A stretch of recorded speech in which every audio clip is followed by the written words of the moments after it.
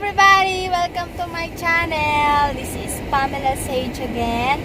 So, today is we're going to practice driving. So, this is the first time of the year I'm going to practice driving with my instructor, my husband. Say hi, honey. Hi, everyone. Okay. Pray for me. Pray for me and good luck. See you later.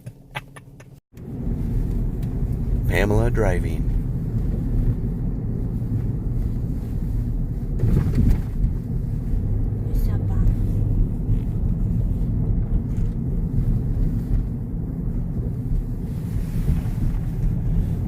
Here's the road.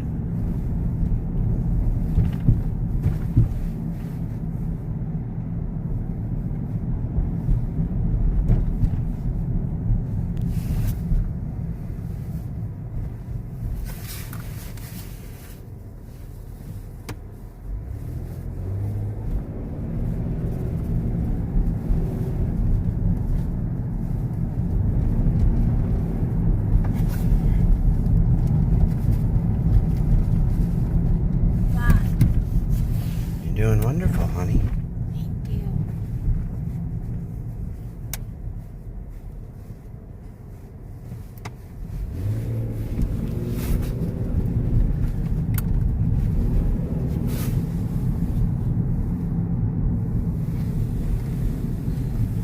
Hey, let's see the seriousness in her face.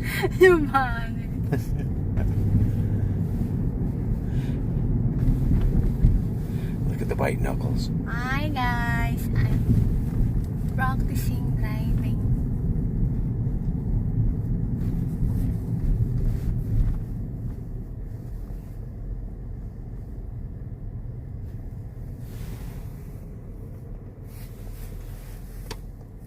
She's doing an excellent job. But don't tell her I said that.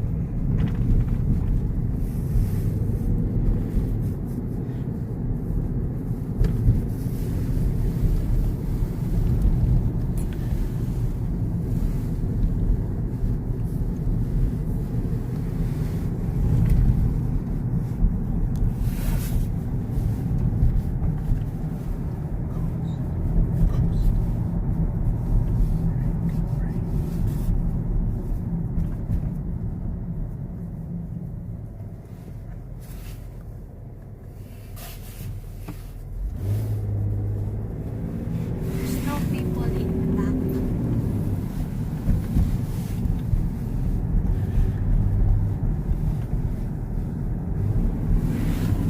Driving 20 kilometer per hour. My husband is my instructor. He's very strict. Right? So true. He's very strict. And I get annoyed sometimes because he said unlimited things to teach me, but I understand why he's saying that to me. I know it's only for my own